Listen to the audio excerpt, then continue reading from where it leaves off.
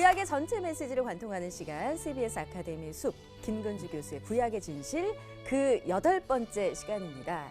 지난주에 선악과를 따먹고 선악을 아는 일에 하나님처럼 되고자 했던 인간의 욕망에 대한 이야기를 나누었는데요.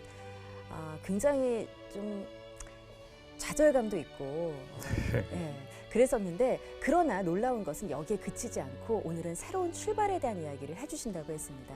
기억하시죠? 기대가 됩니다. 김근주 교수님 모십니다. 어서 오세요. 안녕하세요. 안녕하세요. 네, 같이 공부할 수강생 최영 씨 그리고 이현영 씨 오셨어요. 안녕하세요. 교수님, 새로운 출발 오늘 얘기하는 거 맞죠? 그렇습니다. 새로운 출발, 아브라함부터 시작되는 새로운 출발에 대해서 우리 생각해 보려고 합니다. 네, 김근주 교수의 구약의 진실 8번째 시간 출발합니다.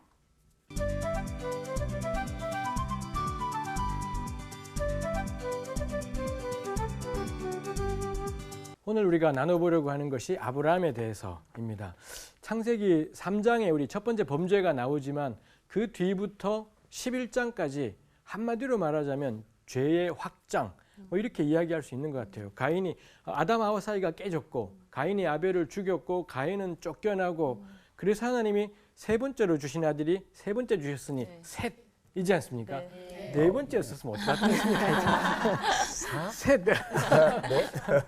셋을 통해 시작이 되지만, 그럼 뭐 셋의 후에는 괜찮을 것 같은데 그렇지 않지요. 온 땅에 폭력이 가득했다. 우리 노아 홍수 사건이 일어난 까닭이 온 땅에 가득한 폭력. 이제 우리 지난번에 보았지만 그 폭력은 상대방 죽여버리기이지 않습니까? 폭력이 가득해지고요. 하나님이 그 때문에 노아의 가족들을 빼고는 전부 다 진멸하고 이 요 가족으로 새로 시작하지 않습니까? 그런데도 불구하고 소용이 없었죠. 소용이 없었다라는 말이 조금 외람될 수는 있지만, 그러고는 이 노아의 후손들이 한 일이 뭐냐? 바벨탑이지 않습니까? 바벨탑은 이 성과 탑을 쌓아서는 하늘에까지 닿게 한다. 이렇게 하려는 까닭이 다음번에도 신이 열받아서 비를 왕창 내리면 하늘에까지 닿는 탑이니 피할 수 있겠다 싶은 생각인 거죠. 이걸 누가 생각했냐? 노아의 후손들이었다 라는 것입니다. 그러니 이 죄가 산 위에서는 요만한 눈송이를 굴렸던 건데 산 아래에는 어마어마한 사이즈로 커져버린 것이지요. 전 그 점에서 여기 우리 한 가지만 짚고 갈게. 우리 노아의 방주가 있지 않습니까? 종종 우리 찬송가에도 그거 있습니다. 물 건너 생명줄 던지어라 건져내어 살리세. 우리는 방주를 타고 가고 있는 생명의 배를 타고 가고 있고, 빠져가는 사람들을 건져서 이 배에 태우기, 혹은 뭐 우리 주일학교에 배웠던 구원열차. 구원열차가 칙칙폭폭하고 중간에 가면 차표 필요 없어요. 주님이 차장 계시니 타세요. 뭐 이렇게 했었습니다만 저는 이거 틀린 이야기일 거다 싶은 거죠. 노아의 방주에 8명 탔어요. 근데 그 사람들 내려서 한 일이 뭔가요? 바벨탑으로 갔다라는 것이죠. 제가 하는 말이 약간 싸가지 없어요. 방주가 틀렸다라기보다는 교회를 자꾸 방주라고 생각하지 말자 싶어요. 교회 안에 겁나 괜찮은 사람들, 예수님 때문에 정결케 된 사람들 모여서 나중에 기다리고 있다가 주님께로서 이거 아니겠다 싶은 거죠. 노아의 방주에 탔던 사람들이 내려서 한 일이 끔찍한 것이었다라는 점에서 하나님이 선택하신 방법은 노아의 방주가 아니라 11장까지 읽으면 우리 물음표가 생겨요. 도대체 하나님은 이 사람들을 어떻게 하실 건가? 아무리 은혜를 베풀고 또 베풀어도 계속 범죄하는 사람들을 어떻게 할 것인가? 물음표가 생기고, 그에 대한 답으로 주어진 게 11장 말부터 시작되는 아브라함이더라는 거죠. 그러니 이게 답이 된다라는 건 하나님이 다 쓸어버리고 아브라함을 선택해서 이 친구 살려야지. 이건 노아의 방주예요. 하나님은 그렇게 하는 게 아니라 아브라함을 통해 열방을 회복하실 뜻이 있으셨더라인 거죠. 그래서는 그 아브라함을 살던 땅에서 끄집어내서 낯선 땅으로 가게 하심이 있습니다. 교회는 방주나 구원열차라기보다는 세상 속에 보내어진 존재들, 이게 저는 교회의 모델이지 방주이지는 않겠다 싶은 생각을 저 개인적으로 하고 있습니다. 하나님께서 어떻게 그 백성들을 다루어 가시는지, 이 아브라함에게 어떻게 새로운 삶으로 부르시는지 생각해 보려고 합니다. 오늘 본문 창세기 12장 1절부터 5절까지입니다. 우리 최령 씨께서 첫머리를 열어 주십시오. 네. 여호와께서 아브라함에게 이르시되 너는 너의 고향과 친척과 아버지의 집을 떠나 내가 내게 보여줄 땅으로 가라. 내가 너로 큰 민족을 이루고 내게 복을 주어 내 이름을 창대하게 하리니 너는 복이 될지라. 너를 축복하는 자에게는 내가 복을 내리고 너를 저주하는 자에게는 내가 저주하리니 땅의 모든 족속이 너로 말미암아 복을 얻을 것이라 하신지라. 이에 아브라함이 여호와의 말씀을 따라갔고 롯도 그와 함께 갔으며 아브라함이 하란을 떠날 때 75세였더라. 아브라함이 그의 아내 사레와 조카 롯과 하란에서 모은 모든 소유와 얻은 사람들을 이끌고 가나안 땅으로 가려고 떠나서 마침내 가나안 땅에 들어갔더라. 아멘. 우리 아주 유명한 본문이다, 그죠? 교회에서도 참 설교도 많이 듣게 되는 본문입니다. 이 빈번히 보는 본문을 보면서 제가 눈에 들어왔던 것이 하나님이 아브라함 보고 가나안 땅으로 가라는 말씀을 안 하셨다는 것을 일단 발견을 했습니다. 내가 너에게 보여줄 땅으로 가라. 이렇게 말씀하신 거고요. 근데 5절에 보니 마침내 가나안 땅에 들어갔더라가 있으니 거긴가 보다 싶은데 문제는 그 앞에 11장에 보면 이 길 떠난 건 데라였었어요. 아브라함의 아버지인 데라가 우르에 갈대아 우르에 살고 있다가 가나안 땅으로 가고자 하여 길을 떠났는데 가다가 하란이라는 곳에 도착해서는 주저앉았고요. 거기서 아브라함은 아버지를 떠나 더 가서 가나안까지 갔던 겁니다. 그러니 가나안 땅을 향해 애초에 출발한 건 아브라함이 아니라 데라였다라는 것입니다. 일단 이걸 생각하면서 하나님이 내가 너에게 보여줄 땅으로 가라. 어디다라고 말씀하시는 게 아니라 내가 너에게 보여줄 땅이던데 앞에 우리 너의 고향이라고 했지 않습니까? 이 고향이라고 개역 성경이 번역했지만 히브리 말로는 땅이라는 우리 뒤에 보여줄 땅 할 때 그 다 똑같은 단어가 쓰여 있어요. 그래서 너의 땅을 떠나 내가 보여줄 땅으로 가라. 결국 요 1절 말씀의 핵심은 땅이 대조가 돼요. 지금까지 아브라함이 살아오던 땅을 떠나 하나님이 이제 말씀하시는 땅으로의 이동이다 싶은 거고요. 그 다음에 아브라함이 가나안 땅에 들어는 갔지만 우리 알지 않습니까? 아브라함에게 하나님이 한 뼘의 땅도 주시지 않았고 아브라함, 이삭, 야곱, 요셉 때까지 전혀 없었고 야곱, 요셉 때는 심지어 이집트에 내려가고 애굽에 내려갔다가 모세, 여호수아와 함께 올라오지 않습니까? 아브라함이 언제적 인물인지를 정확히 알 수가 없는데 추측해보자면 아브라함 때로부터 모세, 여호수아의 출애굽까지 물경 500년, 600년의 세월이 지나가더라 라는 거죠. 그러니 땅을 주겠다라고 하셨지만 이게 언제 주느냐? 600년 뒤. 뭐 이렇게 되는 거고. 만만치가 않죠. 여호수아 때 가나안 땅에 들어가서 정착하지 않습니까? 여호수아가 대략 한 주전 13세기에 들어갔대요. 그러고는 뭐 사울, 다윗, 솔로몬 나오고 결국 주전 587년에 다 쫓겨나요. 그럼 이 땅에서 몇 년 살았냐? 한 7, 800년 살고 또 다 쫓겨나 버리지 않습니까? 땅을 주겠다고 했지만 아브라함 때부터 시작해서 예수님 때까지 거의 한 2000년 세월입니다. 2000년 세월 동안에 정말 땅을 누렸던 때는 언제냐? 7, 800년 정도인 거고 나머지는 계속 떠돌이로 있든지 쫓겨나서 살든지 뭐 이랬다라는 상황인 거지요. 그거 볼 때 너의 땅을 떠나 내가 너에게 보여줄 땅으로 가라. 이 말씀의 진짜 의미는 뭘까? 저는 새로운 삶으로의 부르심이다 싶은 거지요. 땅이 관건이라기보다는 땅이 만일 관건이면 아브라함은 허송세월인 겁니다. 땅이 없었기 때문에. 이삭도 야곱도 그렇죠. 나중에 망한 다음에 바벨론 포로 갔다가 에스라 느헤미야 돌아오고 그러지 않습니까? 그래봤자 자기 땅이지 않아요. 다 페르시아의 땅이었던 거지. 뭐 예수님 때는 로마의 땅인 거고요. 정말 땅이 그거라면 땅을 말씀하시지만 실제로 전 하나님께서 12장 1절에서 이야기하는 건 새로운 삶. 너의 땅이 의미하는 건 너가 살아오던 삶, 지금까지 아브라함이 살아오던 그 익숙하고 당연하고 너무 잘 알고 있던 삶을 떠나서 하나님께서 보여줄 삶으로 가라. 이게 저는 이 말씀의 의미겠다 싶고요. 제가 이렇게 겁나 그럴싸하게 이야기하지만 실제로 우리가 이미 그렇게 읽고 있어요. 이 말씀 볼 때마다 하나님 나를 새로운 지경으로 부르시려나? 우리 그렇게 교회에서 큐티하며 나누지 않습니까? 이미 우리가 그런 일을 해왔고 그걸 전 다시 한번 확인을 해보는 것이다 싶어요. 그리고 그럴 때 이게 또 저에게 다가왔던 건 내가 너에게 보여줄 땅. 아브라함에게 관건은 가나안이라만이 되냐? 그렇지 않아요. 하나님이 보여줄 땅이면 어디든 거기가 하나님 나라인 거지. 가나안이라만 된다. 그럼 우리한테는 의미가 없죠. 한국 땅에 살고 있는 우리는 여기 뭐 한반도이기 때문에 이스라엘도 아니고 의미가 없을 겁니다. 그러니 관건은 땅에 있다라기보단 하나님이 보여줄 이다라는 거고요.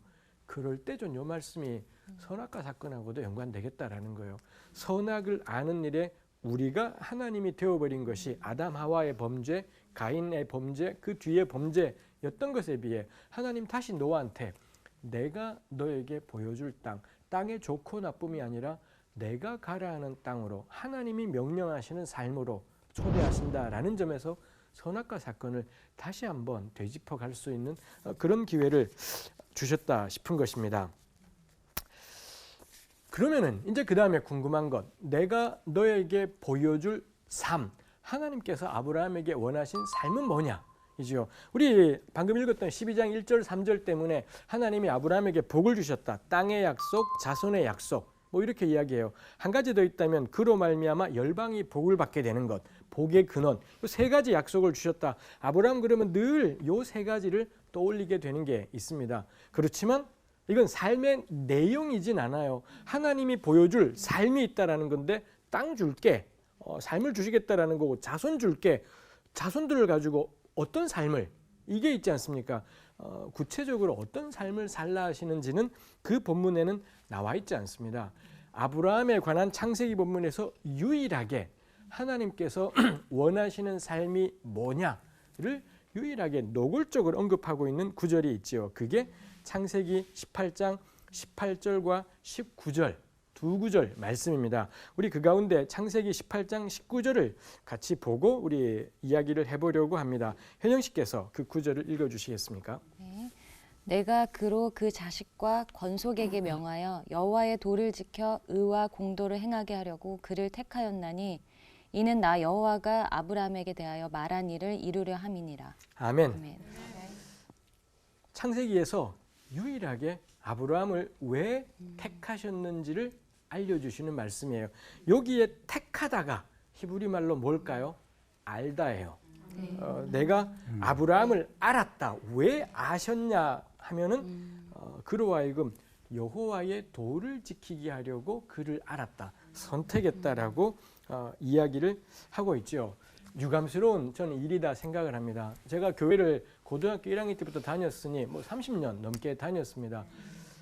단 한 번도 저는 창세기 18장 19절 설교를 들은 적이 없습니다. 교회에서 너무 흔한 설교가 아브라함 설교인데 아브라함 설교의 거의 대부분은 12장 1절부터 3절 땅의 약속, 자손의 약속, 복의 근원. 네. 우리 교우들에게 하나님이 땅을 맞아요. 주실 겁니다. 자손을 주실 거고요. 어디 가든 복의 근원일 겁니다. 늘 우리가 들었던 설교인데 무슨 삶을 아브라함에게 원하시는 건지는 들은 적이 없고요. 그러다 보니 우리가 늘 나오는 게 앞으로 교회 주일날 빠지지 말아야 되겠다. 성경을 열심히 보고 기도도 열심히 하고 전도도 열심히 하자. 너무 중요하고 맞는 말들인데 정작 본문 자체에서는 그렇게 말하지는 않아요. 말하는 유일한 구절이 18장 19절이라는 겁니다. 천하 일방 가운데 하나님이 아브라함을 아신 까닭이 뭐냐? 그로 하여금 여호와의 도를 지키게 하고 싶으셨던 것이지요. 그럼 그 다음에 궁금한 건 여호와의 도라니 그게 뭐다냐? 이게 나오지 않겠습니까? 그러니 우리가 지금 본문이 바로 뒤따라서 이야기해요. 여호와의 도를 지켜 의와 공도를 행하게 하려고 그를 택하였다. 여호와의 도의 핵심이 뭐냐면 의와 공도, 즉 아브라함을 선택하신 목적이 뭔가요? 의와 공도를 행하는 삶. 아브라함이 우리 모든 그리스도인들의 믿음의 조상이지 않습니까? 세상에 교회가 존재하는 이유가 뭔가요? 의와 공도를 행하는 삶이더라. 요게 목적이었다라는 것입니다. 의와 공도를 행하는 삶이 목적인 걸 생각을 할 때 이제 그 다음에 따질 것이 의와 공도의 의미인 거겠지요. 네. 요거 만만치 않은 것입니다. 차근차근 우리가 가볼 일이겠습니다. 의라는 단어가 말입니다. 여기 계신 분들도 그렇고 다 알아요. 무슨 뜻인지 알아요. 근데 물어보잖아요. 아무도 답을 하기 어려워요. 네. 이게 분명히 아는 단어인데 말로 하긴 어려운 것입니다. 이 어휘에 해당하는 히브리 말이 째다카라는 단어가 있습니다. 한번 따라해 보시겠습니까? 째다카, 째다카. 째다카, 째다카. 카의 강세가 있습니다. 째다카가 의라고도 번역이 되고 개역 성경이 대체로 이 단어를 공이라고 그렇게 번역을 했습니다. 우리 히브리 말 단어 가운데 아는 단어가 있지 않습니까? 혹시 히브리 말 단어 우리 현영 씨께서 뭐 교회에서 쓰는 말들 가운데 뭐가 있을까요? 히브리 말. 히브리 말 그거 뭐죠? 이렇게 생긴 거. 이렇게 이처럼 생긴. 이게 뭘까요? 갑자기 생각이 안 나네. 가령 우리 아까도 제가 성경 구절 읽으면 본능적으로 나오는 아멘. 요거 히브리 말인 거고요. 그다음에 그 좋아하는 샬롬. 샬롬이 있지 않습니까? 샬롬이 저는 샬롬보다 훨씬 중요한 말이 째다카라고 생각을 해요. 왜냐하면 의의 공의의 열매가 샬롬이다라고 이사야서에 그런 구절이 있습니다. 나무가 있어야지 열매가 있지 않습니까? 근데 우리가 어느새 샬롬은 너무 갈망하는데 샬롬이 생기는 유일한 길은 의, 공의인데 이게 없는 채 샬롬이다. 이런 걸 우리가 거짓 평화라고 우리가 불러야 될 것이겠습니다. 훨씬 중요한 단어는 째다카라고 저는 생각을 해요. 저의 생각이지 남들 다 그렇게 생각하냐? 그렇진 않습니다. 째다카, 구약을 공부하는 학자들이 째다카라는 단어의 의미를 풀어놓았습니다. 올바른 관계, 좀 묵직한 신학 사전 이런 데 보면 의, 공이라고 번역된 히브리 말 째다카의 의미는 올바른 관계다. 혹은 뭐 순서를 바꿔서 관계 안에서의 올바름 뭐 이런 식으로 풀이를 해요. 제가 답답했던 건 이게 뭐지? 나랑 누군가랑 올바른 관계를 맺고 있다라는 게 어떤 관계가 올바른 관계라는 거지? 이게 들어오지가 않았고요. 그럼 그 다음에 제가 이 성경을 연구할 때 늘 하는 방법이 검색이지요. 째다카가 구약에 쓰인 사례들을 다 검색을 해보는 겁니다. 이게 굉장히 많이 쓰는데 하나하나 째다카가 쓰인 것들을 다 찾아보면서 정말 올바른 관계라고 생각을 하고 성경을 앞으로 우리 개역 성경 보실 때 의, 공이란 단어가 나오면 올바른 관계 이걸 생각하면서 읽어보십시오. 느낌이 달라지는 것이 달라지는 게 있습니다. 그러면서 쭉 볼 때 올바른 관계에서 제가 모든 구절들을 다 찾아보면서 발견한 제 나름의 결론, 요건 제 생각이에요. 구약학자들은 올바른 관계라고 합의했고요. 저는 다 찾아보면서 언제 그러면 너네 둘이 관계가 올바르네? 언제 그런 평가가 있느냐?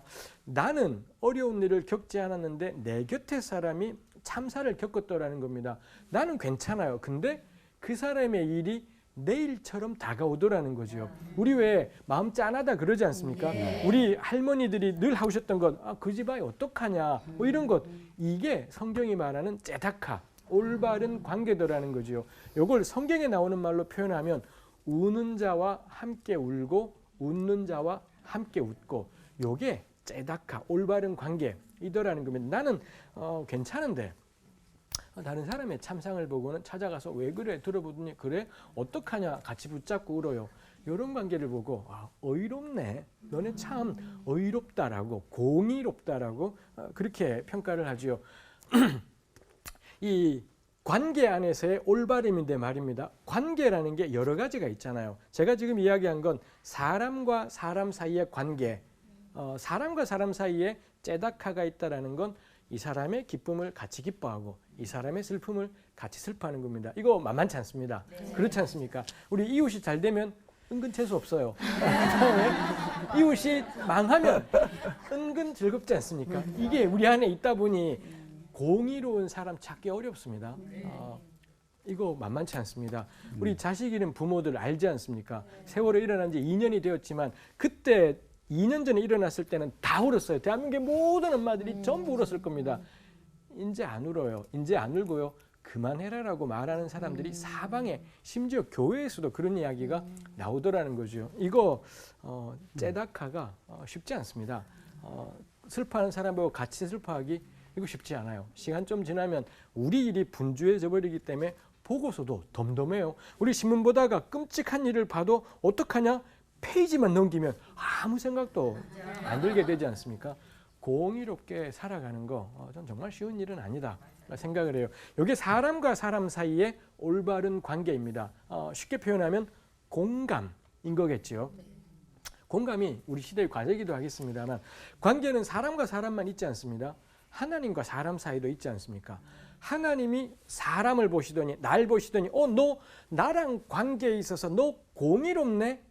이렇게 말씀하실 때가 있어요. 그게 언제일까요? 창세기 15장에 보면 하나님이 한밤중에 아브라함을 데리고 바깥으로 나가시더니 밤하늘에 엄청난 별들을 보여주시면서 내 자손이 하늘의 뭇별같이 되리라 그러시는 겁니다. 그때 아브라함 나이가 100세 다 됐고요.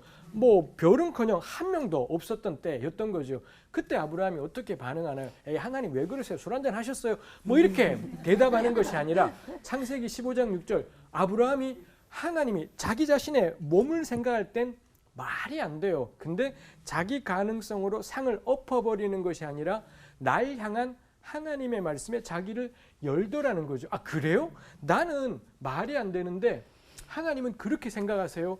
그러더니 받아들인 거죠. 창세기 15장 6절 아브라함이 하나님을 믿으니 이것을 그에게 의로 여기셨더라. 거기 의가 ጼ다카라는 단어가 있더라는 거죠. 하나님이 우리 보고 너 나랑 관계에 있어서 의롭네를 언제 말씀하시냐. 우리 느낌에는 내가 착하게 살면 그렇게 말씀하실 것 같은데 그렇지 않습니다. 자신의 가능성에 매여 있지 않고 하나님의 가능성에 자기를 쭉쭉 열더라. 그럴 때 하나님이 보시고 의롭다 하는 거고요. 이게 뭔가요? 바울이 로마서 1장부터 11장 좁게는 1장부터 4장에 바울이 줄기차게 하는 게 뭐냐면 요건 거죠. 예수님이 내 죄 위에 죽으셨대요. 말이 안 돼요. 나는 지금도 죄인이고요. 내일도 죄 지을 가능성이 100%입니다. 근데 예수님은 2000년 전에 날 위해 죽으셨지 않습니까? 말도 안 돼요. 전 쓰레기고요. 전 죄인이에요. 근데 하나님이 그 십자가가 그 예수님이 날 위한 십자가래요. 내가 나 자신을 보고 에이 쓸데없어요. 상을 엎어버리는 것이 아니고 아 그래요? 그 십자가가 날 위한 십자가였다고요? 오케이. 날 위한 십자가로 받을게요. 그랬더니 하나님이 날 보고 뭐라 그러시냐? 믿음으로 말미암아 너 의롭네. 그러시더라 라는 거죠. 요거 ጼ다카라는 겁니다. 물론 로마서는 헬라어이기 때문에 이 헬라말 단어이지만 같은 개념이다라는 거죠.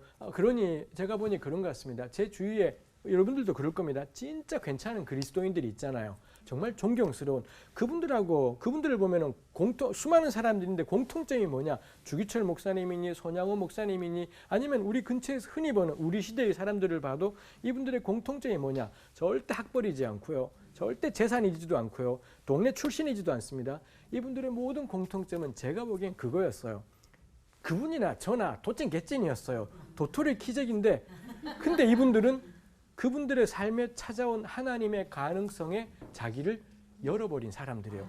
난 요만큼이에요. 여긴 내 그릇인 겁니다. 난 첫날 만날 요거만 하고 살 거예요. 우리 맨날 그러고 하나님 요거는 좀 더 주세요. 이건데 말입니다. 이분들은 하나님이 찾아오셔서 내가 너를 쓸게 그럴 때 거기에 정말 자기가 뭐 되는 줄로 착각을 하고는 자기를 쓰겠다는 하나님께 자기 삶을 열어버린 거죠. 베드로가 그렇죠. 안드레가, 야고보가, 요한이, 바울이 이분들의 모든 공통점은 뭐냐? 세상에 그 어떤 외모나 그런 것이지 않습니다. 자기 가능성이 아니라 하나님의 가능성에 자기를 열어버린 사람들. 전 여기 계신 분들도 마찬가지일 것 같아요. 능력 필요 없어요. 달란트 절대 달란트로 하나님께 쓰임받는 거 아닐 겁니다. 누구든 간에 달란트 하나든 100개든 간에 하나님의 가능성에 나를 여는 것이죠. 제 식으로 표현하면 그때 아브라함이 한 게 뭐냐? 하나님이 이런 엄청난 말씀을 하시니 거기에 공감하는 겁니다. 하나님 그렇게 생각해요? 저도 그렇게 생각할게요. 공감이라는 마음 같이함이라는 걸로 같이 풀 수 있겠다라는 거고 또 하나 나머지 관계는 사람이 하나님을 보고 하나님 겁나 의로우신데요? 이럴 때가 있더라는 거죠. 그때가 언제냐? 그것도 검색해보면 나옵니다. 언제냐 하면 하나님이 이 사람을 보고 너무 안 됐더라는 겁니다. 중재자 없음을 보고 불쌍히 여기시더니 견딜 수 없어서 애굽에 놓여있던 이스라엘을 건져내시고 신음하는 그 백성들을 건져내시고 그때 이스라엘은 뭐라고 찬양하냐? 당신은 의로우십니다. 당신은 의로우셔서 나를 건지셨나이다. 이러더라는 거죠. 이게 뭐겠습니까? 하나님은 하나님이고요. 사람은 사람이에요. 근데 하나님이 이 사람 벌어지만도 못할 사람이 짠하더라는 거죠. 하나님이 사람에게 마음을 같이 하신 거죠. 사람의 곤고함을 보고 하나님이 불쌍히 여기시고, 그래서 예수님께서 끊임없이 무리들을 보고 목자 없는 양과 같은 무리들을 불쌍히 여기셨더라. 주님은 모자람이 하나도 없는 분이지만 사람에게 계속 공감해요. 그런 점에서 이럴 때 우리가 하나님을 의롭다라고 찬양하는 거죠. 해서 째다카라는 말의 의미가 뭐냐? 올바른 관계인 거고요. 쓰여진 용례들을 쭉 확인해 보면서 제가 훨씬 쉬운 말로 찾아낸 건 마음을 같이함 이더라라는 겁니다. 그러니 우리가 세월호 유가족들에게 마음을 같이하는 거나 날 향한 십자가의 보혈의 공로에 마음을 같이하는 거나 놀랍게도 다 째다카 이더라는 겁니다. 그게 사실 바울이 11장까지 로마서 11장까지 하는 게 하나님께 마음 같이함이고요. 로마서 12장부터 마지막까지는 그러니 이웃에게 마음 같이해라.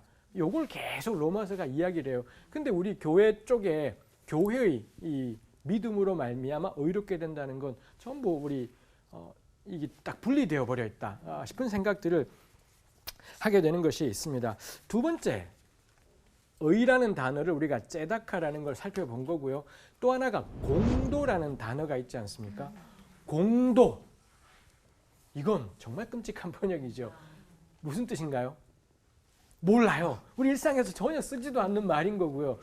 여기 공도라고 개역성경이 번역한 단어가 개역성경의 나머지에서는 거의 대부분 정의라는 말로 번역이 되어 있습니다. 해서 째다카와 미슈파트를 공의와 정의 혹은 순서를 뒤집어서 제가 그 말씀을 안 드렸군요. 공도라고 그리고 정의라고 번역되는 요 히브리말 단어가 뭐냐? 미슈파트입니다.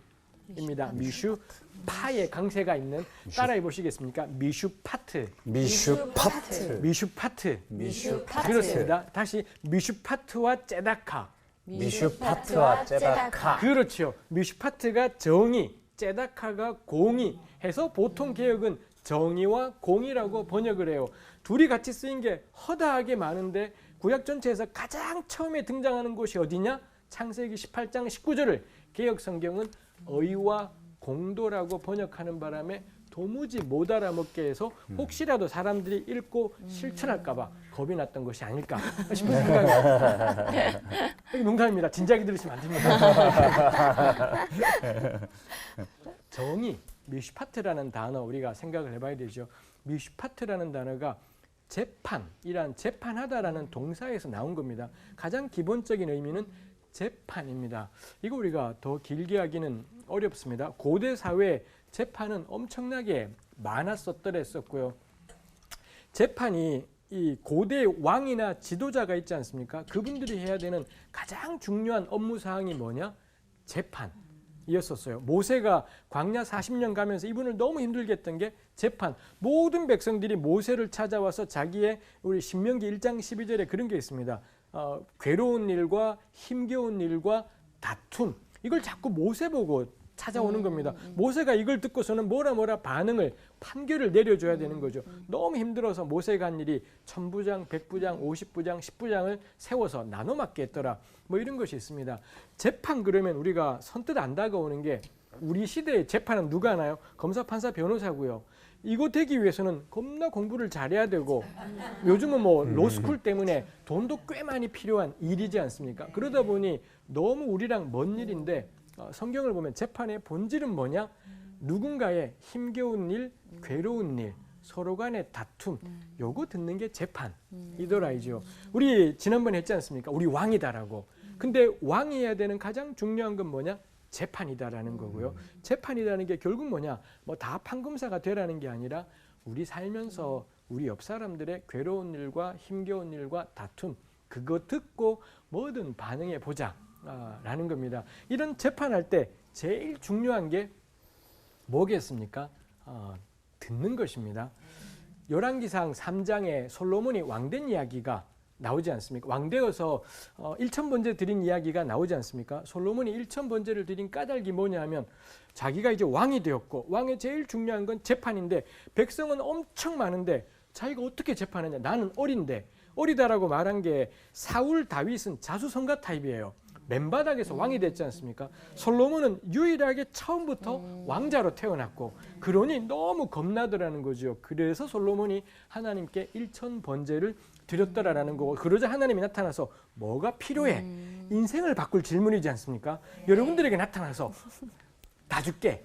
뭐면 돼? 얼마면 돼? 라고 할 때 우리는 뭐라고 답하시겠습니까? 그때 솔로몬이 뭐라 답하느냐? 이분 모범 답안 미리 다 짜놓은 것 같아요. 딱 준비했다는 듯이 하나님 백성 겁나 많음 전 너무 어림 도저히 할 수 없음 그래서 요구하는 게 뭘까요? 듣는 마음 이었습니다. 옛날 개혁 한글판 이걸 지혜라고 번역하는 바람에 꽝돼 버렸습니다만 듣는 마음 이거 정말 멋진 기도이죠. 이 백성들이 뭐 때문에 저렇게 힘들어하는지 뭐가 괴롭아서 날 찾아와서 울고불고 하고 고래고래 고함을 지르는 건지 그걸 자기가 들어야 되겠다라는 거죠. 들리잖아요. 근데 듣는 마음을 구한다라는 건 그냥 소리가 들리는 게 아니라 정말 저 사람이 들리는 거죠. 저는 이게 공감이다 싶은데 정말 저 사람들이 뭐가 힘든지가 들리면 좋겠어요. 이걸 왕이 인생을 바꿀 기회에 하나님께 이런 대답을 한 겁니다. 진짜 1천 번제는 진짜 간절히 기도할 제목은 뭔가요? 우리랑 함께 살아가는 사람들의 저 눈물이 보이게 해주세요. 저 괴로움이 들려요. 들리는데 진짜로 들리게 해주세요. 이건 기도해야 되는 거죠. 진짜 기도하지 않으면 안 되는 거고 하나님이 응답하셔서 와 너무 멋지다. 거기에 하나님의 눈에 든지라 뭐 개혁이 그렇게 번역했는데 제대로 직역하면 보시기에 좋았더라입니다. 딱 창세기 1장 표현이 이게 사람인 겁니다. 옆 사람 눈물이 들렸으면 좋겠어요라고 하나님께 간절히 기도하는 것. 이게 진짜 사람다운 사람인 거죠. 하나님이 오케이 그거 받고 더 뭐 장수 부귀 뭐 다 막 부어주시는 것이 있지 않습니까? 솔로몬의 전 전성기라고 생각해요. 요러고 그의 첫 사건이 뭔가요? 2명의 창기 자매가 찾아와요. 예나 지금이나 몸을 팔고 살아가는 자매들에 대한 사회적인 인식은 절대 안 좋습니다. 근데 이 은혜 충만한 왕한테 처음 찾아온 사람이 누구냐? 2명의 창기 자매가 찾아와서는 아버지가 누군지도 모르는 애의 진짜 엄마가 누군지를 밝혀달라이지 않습니까? 왕한테 이런 자매들이 찾아오는데 솔로몬이 이 두 자매 이야기를 열심히 듣고서는 판결하더라는 거죠. 이게 솔로몬의 전성기다 싶어요. 나중 되면 솔로몬에게 시바의 여왕 꼭 욕 같은 자매님 찾아오지 않습니까? 시바 이런 자매들이 막 찾아오고 이러는 겁니다. 성경에 시바의 여왕이 있으니까. 전 늘 이야기해요. 날 생 겁니다. 교회에 높은 사람들 찾아와서 뭐 장관이네 국회의원이네 대통령이네 이 사람들이 온통 담임 목사님의 시간을 차지하기 시작하고 온통 되면은 이 사람들하고 밥 먹고 이 사람들하고 교제해요. 이건 교회이지 않아요. 교회는 누구네 건가요? 세리와 죄인과 창기 이 사람들이 언제든 찾아가면 담임 목사님 만날 수 있어야 되고 그 괴로운 일, 그 힘겨운 일, 그 다툼들 이거 하는 것이 교회인 거고 예수님 그렇게 했지 않습니까? 어느 결에 대한민국 교회가 특히 서울 땅의 교회가 우리 교회에 무슨 대학의 총장이 있대요. 뭐 어쩌라고요. 우리 교회에 무슨 국회의원이 있대요. 뭐 어쩌라고요. 그거하고 하나님의 교회하고는 10원어치도 연관이 없어요. 그건 정말 시바 여왕이 찾아온 일이나 시바 여왕은 좋은 뜻으로 찾아왔어요. 좋은 뜻으로 찾아왔지만 그런 교회가 쇠퇴해가는 것에 증거겠다 싶습니다. 우리 교회 장로님이 세상에서 직업이 뭐다 절대 그런 헛소리 하지 말아야 될 거니 거긴 교회가 아니다라는 어쩌면 증거이겠다 싶은 것이 있습니다. 그만큼 중요한 게 이 재판의 핵심이 듣는 것이더라 라는 것이 있죠. 이 재판이 미슈파트라고 했습니다. 그래서 이 누군가가 너무 억울한 일이 있어서 재판에 호소했더니 재판이 열려서는 열심히 듣더니 너 이렇게 힘들었구나. 너 이렇게 바로잡는 행복한 판결이 내려져요. 그럼 이 사람이 이 판결이 이 미슈파트라는 단어의 또 하나의 의미가 뭐냐? 판결이라는 뜻도 있습니다. 그랬더니 이 억울했던 사람은 기쁨으로 돌아가잖아요. 구약에서 이 미슈파트가 구원이라는 단어랑 나란히 쓰인 적이 솔찬히 많이 있습니다. 그 다음에 나쁜 놈은 뒤지게 맞지 않겠습니까? 미슈파트의 또 하나의 뜻이 뭐냐? 처벌이라는 뜻이 있더라는 거죠. 이렇게 고통스러운 사람은 기쁨으로, 나쁜 놈은 심판으로 되지 않습니까? 그럴 때 이 전체를 가리켜서 뭐라 그러느냐?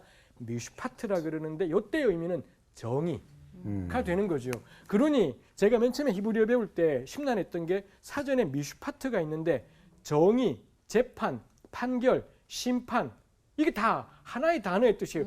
이게 말이 돼? 전부 다 하나하나 외워야 되는 이게 말이 되냐 싶은데 곰곰이 따져보니 재판이 미슈파트고 내려진 판결이 미슈파트, 약자에게는 구원인 미슈파트, 강자에게는 심판인 미슈파트, 이렇게 바로잡혀진 세상이 정의인 미슈파트 이겠다 싶으니 이게 한 단어지만 의미가 말이 되겠다 싶은 거죠. 우리 어느새 시간이 가서 마무리할 때가 되었습니다. 뭐 오늘 벌써 한 것도 없다 싶은데 그렇습니다.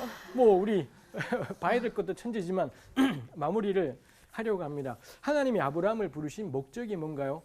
정의와 공의를 행하게 하려고 너를 선택했다라는 겁니다. 땅의 약속은 왜 주시겠습니까? 정의와 공의를 허공중에 할 수는 없으니까요. 공간이 필요하기 때문에 땅을 주시는 거고요. 자손은 왜 주시겠습니까? 정의와 공의를 행할 사람이 필요하니까 자손을 주는 거죠. 그럼 주는 뭐고 부는 뭔가요? 주는 정의와 공의를 행하는 삶이 주인 거고요. 부는 땅과 자손인 거죠. 근데 이스라엘의 실패는 뭔가요? 정의와 공의는 행하지 않은 채 예루살렘은 특별해, 아브라함의 자손은 특별해. 그때마다 하나님이 박살을 내버리시는 것이 있더라라는 겁니다. 이스라엘을 이스라엘답게 만드는 건 성전이지도 않고 예루살렘이지도 않고 혈통이지도 않아요. 정의와 공의를 행하는 삶. 이런 삶을 살면 어떤 일이 생깁니까? 그로 말미암아 열방이 복을 얻게 된다라는 거죠. 이렇게 살았더니 아브라함 잘 되고 끝이 아니라 너 때문에 열방이 잘 된다. 열방을 회복하시는 하나님의 뜻이 있는 거죠. 우리 왜 우리 예수 믿는 우리가 하는 가게는 예수님 때문에 겁나 장사가 잘 되고 불교 믿는 집 아무것도 안 믿는 집은 쫄딱 망하고 이거 자꾸 간증이랍시고 해요. 이건 간증이지 않죠. 우리가 여호와를 경외하며 정의와 공의를 행할 때 우리 때문에 옆집이 잘 돼요. 옆집이 이 사람이 예수 믿냐 안 믿냐 상관없어요. 왜냐하면 우리가 복의 근원이기 때문에 이런 하나님의 사람들은 어디를 가든지 이 사람 때문에 주의가 다 잘 되는 겁니다. 우린 보통 특권 그러면 외국 나갈 때 공항에 줄 겁나 길게 서지 않습니까? 근데 어떤 분들은 횡 빨리 가는 분이 있어요. 이게 특권이라고 하는데 그건 특권이지 않아요. 진짜 특권은 우리는 정의와 공의를 행하느라고 얼마나 고생합니까? 우리가 고생 눈물 흘리면서 사는 것 때문에 열방 전체가 복을 받게 되는 그 존재로 부름받았다라는 것. 이게 특권인 거죠. 이런 존재로 우리를 부르신 거. 그러니 우리 가는 곳마다 생명이 쫙쫙 나타나게 되고 하나님의 혜택들이 믿냐 안 믿냐와 상관없이 온 열방에 미치게 돼요. 왜냐하면 우리는 아브라함의 자손이기 때문에 그렇다이죠. 그러니 하나님이 아브라함에게 또 아브라함의 후손인 우리를 초대하는 삶이 뭐냐? 정의와 공의를 행하는 삶. 이겠다 싶어요. 이거 만만치 않습니다. 공의는 그러니 결국 끊임없이 공의를 살려고 한다. 그럼 우리가 해야 될 게 공감하기이지요. 우리 곁 가장 가까이 우리 교회 식구들의 그 괴로움과 힘겨움과 기쁨에 내가 어떻게 공감하고 있는지 이거 돌아보아야 될 거고요. 한 걸음 더 나가서 우리 시대의 고통스러운 이웃들의 삶에 내가 얼마만큼 공감하고 그 괴로움과 힘겨움에 우리 교회가 이 파견직 노동자들이나 세월호 유가족들이나 이런 분들에게 우리 교회가 어떻게 응답하고 있는지 똑같은 문제이지 않겠습니까? 동시에 복음을 알지 못하는 세계 곳곳에 있는 사람들에게 어떻게 또 우리가 응답할 건지 이게 있는 걸 거고요. 정의 문제, 정의는 억울한 일을 바로잡고 해결하는 것, 재판이라는 제도이지 않습니까? 그럼 우리가 기도해야 될 것이 하나님 우리 사회도 억울한 일은 없을 수 없고요. 사람 사는 곳에는 무조건 억울한 게 있습니다. 하나님의 사람들의 특징은 그 억울함을 그 다음에 해결하는 것이지요. 우리 사회에 억울한 사람들의 눈물이 닦여지는 구조가 생기게 해주세요. 그런 시스템들이 갖추어지게 해주세요. 이런 기도들이 우리에게 필요하겠다 싶습니다. 이 정의 공의 이야기는 앞으로도 우리가 좀 더 뭐 차근차근 요리조리 다루어 보아야 되겠다 싶습니다.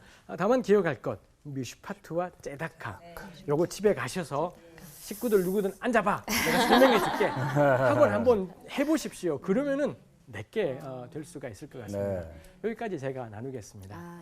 아쉬워. 시간이 정말 그러니까요. 훌쩍 지나가네요. 네. 어떻게 들으셨어요? 저는 이제 공감하기. 예. 특히 이제 배우들이 해야 될 게 실은 그거거든요. 예. 사람들의 삶을 어떻게 나를 통해서 표현할 수 있을까에 대한 그 숙제가 있는데 하나님께서 그 마음을 이제 더 주신 것 같아요. 네. 어떤 방향으로 더 이제 배우로서 나가야 되고 연기를 어떻게 해야 되는지에 대해서 오늘 또 답을 얻은 것 같습니다. 네, 현영 씨. 네, 저는 그 제 남편이 저한테 가장 좋았던 점이 그 듣는 잘 들어준다였거든요. 근데 이제 시간이 흐를수록 저도 이제 말이 많아지는 거예요. 그러니까 남편이 항상 저한테 하는 말이 입을 닫고 귀를 열어라. 그게 사라지는 순간 너의 장점이 없어지는 거다 이렇게 얘기하면 좀 서운했었어요. 나도 하고 싶은 얘기가 있는데라고 했는데 그걸 왜 남편이 그렇게 받는지에 대해서 다시 한번 생각을 했고요. 그 공감이란 게 정말 듣는 것부터 시작이 되는구나를 다시 한번 생각하면서 예, 입을 닫고 귀를 다시 여는. 아니 저도 라디오를 진행하다 보니까 아 이게 굉장히 귀한 자리였구나. 정말 많은 사람들의 사연을 내가 접하고 그들의 이야기에 마음을 여는 진짜 듣는 마음이 필요한 귀한 자리에 있구나라는 생각이 들면서 야, 그 마음을 열고 마음을 같이 한다는 거, 이웃들 그리고 하나님의 마음도 예, 같이 그 마음을 함께 한다라는 게 이렇게 중요한 거구나 싶네요. 그 새로운 세상이 좀 열린 것 같은 그리고 우리의 기도 제목도 그만큼 확장되는 것 같은 예, 그런 깨달음을 얻었습니다. 다음 시간에 뭐 하나요? 다음 시간에 정의와 공의를 명령하셨는데 이게 완전히 짓밟혀버린 삶, 소돔과 고모라에 대해서 여기는 뭐가 문제였을까를 한번 따져보려고 합니다. 네, 다음 주에도 기대해 주세요. 오늘은 여기까지입니다. 고맙습니다. 고맙습니다. 고맙습니다.